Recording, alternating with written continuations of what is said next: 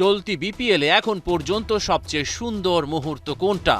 নাহিদ রানার বলে তামিমের স্টাম্প ভাঙা, 7 উইকেট নিয়ে তাসকিনের রেকর্ড গড়া, নাকি খাদের কিনারা থেকে রাজশাহীর বিপক্ষে মাহমুদুল্লাহ রিয়াদ, ফাহিম আশরাফের বরিশালকে জয় এনে দেয়া?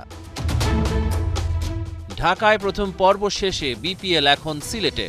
3 ম্যাচে 3 জয়ে রংপুর রাইডার্স পয়েন্ট টেবিলের শীর্ষে, 2 জয়ে 2-এ খুলনা, একটা করে জয় পেয়েছে চিটাগং, বরিশাল, রাজশাহী। ঢাকা আর সিলেট এখনো জয়ের দেখা পায়নি। চলতি আসরে সেঞ্চুরি হয়েছে 2টা। চিটাগং কিংসের উসমান খানের পর ম্যাজিক ফিগারের দেখা পেয়েছেন ঢাকা ক্যাপিটালসের থিসারা পেরেরা।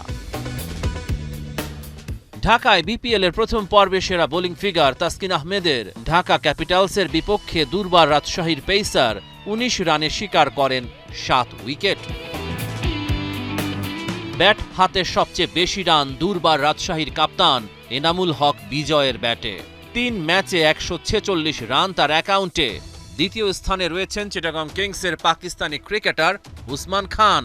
1 সেঞ্চুরিতে তার সংগ্রহ 141 রান। তৃতীয় অবস্থানে ঢাকা ক্যাপিটালসের কাপ্তান থিসারা পেরেরা।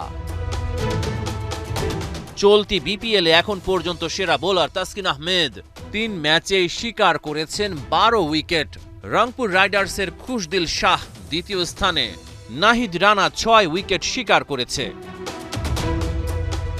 সোমবার সিলেট আন্তর্জাতিক ক্রিকেট স্টেডিয়ামে শুরু হবে বিপিএল এর দ্বিতীয় পর্বের খেলা।